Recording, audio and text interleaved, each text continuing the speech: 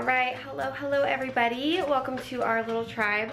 My name is Kaylin, if you haven't been to our channel before, and this video is one that I have thought about doing for a very long time. And I've been stressing over how to do it perfectly and get all the information in, and I've just decided that I'm not gonna bother making it perfect. I think I'm gonna do this as a series for you guys. So if you've clicked on it, you know why you're here. You wanna know the things about Alaska that no one will tell you. I'm giving you my personal experiences from living in Fairbanks for the last year. And I think that's important because while I might not be the most educated on every topic, the people who are most educated don't see the reason to make a video like this.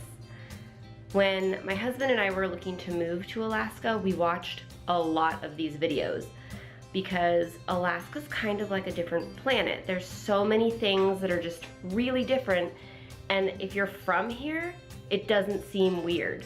And it's not until you get an outsider like me coming in to say, your house doesn't have any water, that you think, like, it'll make you realize, oh, that's not normal for most people. So I'm gonna start with my list today and see how far I get. We'll probably do a couple different parts for this video, and I hope it's helpful. If there's anything specific I don't cover, just put it in the comments and I will try to get to it next time. Okay, so the main questions that I get about living in Alaska have been about the weather and the lack of sunlight. So where we live in Fairbanks, we're pretty far north as far as big cities go. In Anchorage, the weather can be a little bit better and they get longer days in the winter than we do. So we never go with no sunlight. A lot of people think that we live in complete darkness for all winter. It feels like that a little bit, but the shortest day in Fairbanks is about 3.5 hours of daylight. So you're never in complete darkness. And it's crazy living from spring into summer, into fall, and then winter here, how drastic every day changes. Because there are times of the year where you get 20 minutes more daylight every day. It's crazy. So the seasons are very drastic here, but we're never in complete darkness. So the other thing is, are you sick of the snow? How annoying is it? How cold is it really?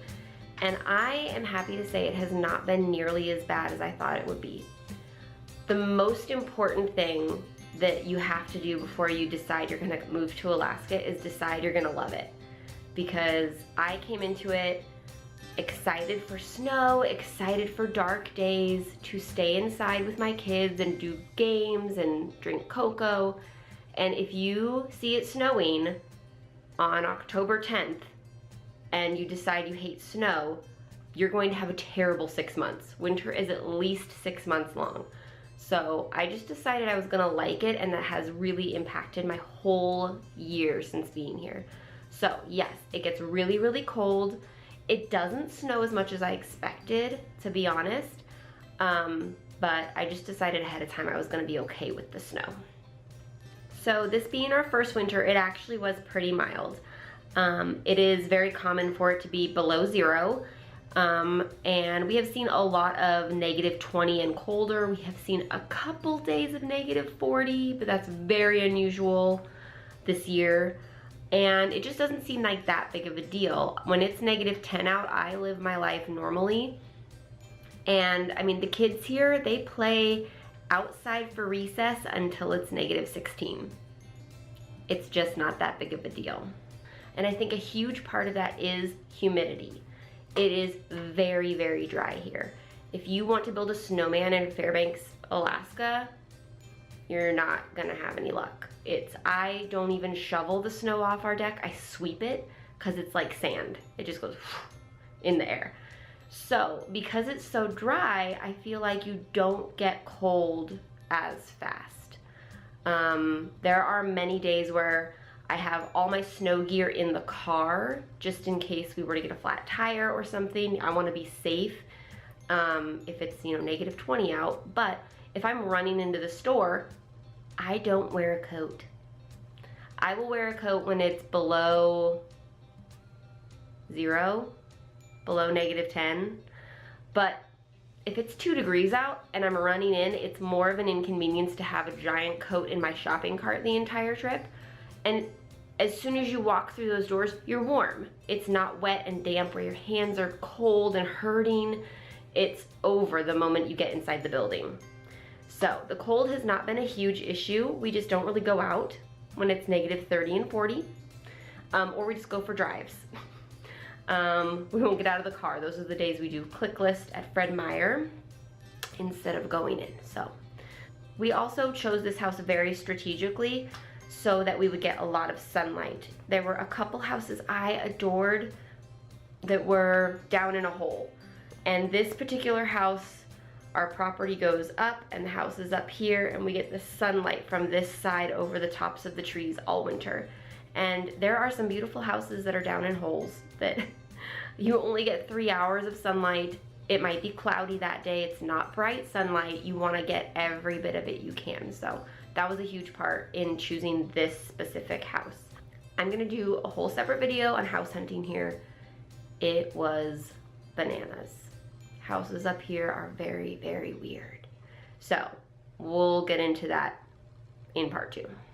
One thing that has helped this winter also has been the Happy Light I got. My friend gave it to me when they moved out of Alaska, and it's this crazy bright light that you put on for the first hour of your day. So I would get my coffee and my Bible and have my devotions, and then I'd turn on this Happy Light for about an hour, and it really jump starts your system because your body is just designed to have sunlight as its cue to wake up. So having that on in the mornings has really helped me get moving.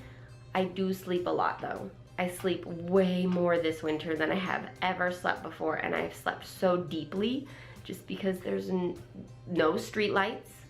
We are 15 minutes from the major part of town, and there's no street lights anywhere out here. So it's just, it's us, and we're in a neighborhood. There's other houses, there's northern lights, there's a moon, but it's just different. It's so pitch black, and I sleep so soundly out here. We will get into summer sleeping arrangements when there is no darkness later, because it's like living on a different planet when you live here. You live in snowland, and then you live in the land of the midnight sun, and it's just, it's 2 different things you have to prepare for mentally. So before we visited Alaska the first time, one of the biggest misconceptions I had was that everyone who lived in Alaska lived in a dry cabin in the middle of nowhere, and you had to have food flown in. It was already half rotten when you got it. Like, I pictured everyone living in the bush and living off the land. A lot of people do live like that, and they love it. That's their choice. They like to be self-sufficient, and I think that's amazing. However, the rest of us have stores. We have like a whole city. I know that seems really silly to say, but I didn't know what to expect. Fairbanks is a large town up here, but it is a small town by lower 48 standards. So we have about 30,000 people, and we have... Can I hold the camera, please? No, I'm working on a little video. Can you say hi to everybody? Hi, my name is Anna. I'm telling them about what it's like to live in Alaska. Do you like living in Alaska? Uh-huh. Do you like the snow here? To play on. Is it hot or cold here? Cold. Okay. I will bring you a chocolate kiss if you go in your room and finish quiet time. Okay. Okay. I can do more time. Yep. Okay, I'll see you in 5 minutes.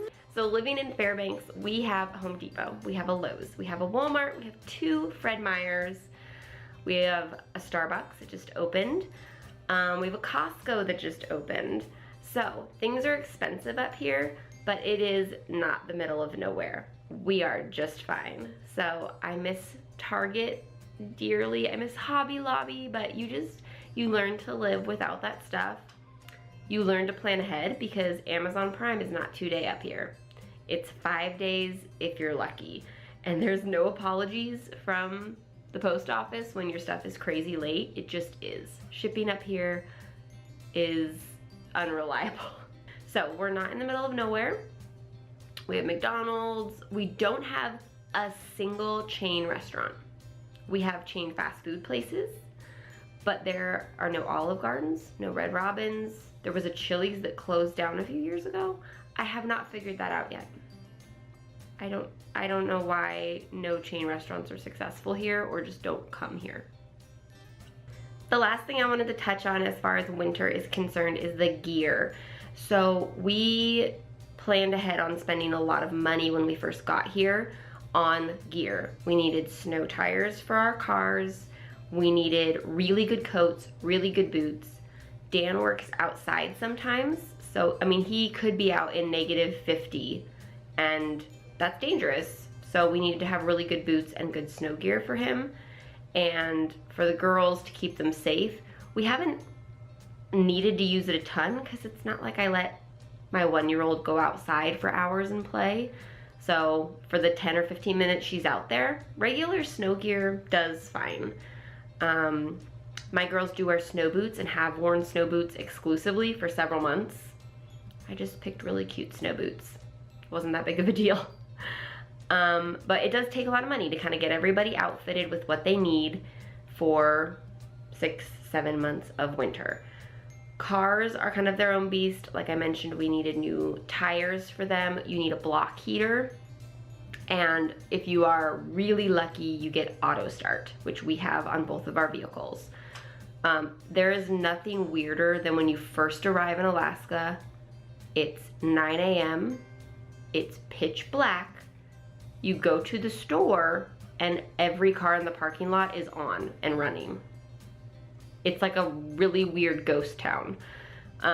So everyone, I would say at least 60-70% of people have auto start and leave their cars running and take the key in with them while they shop.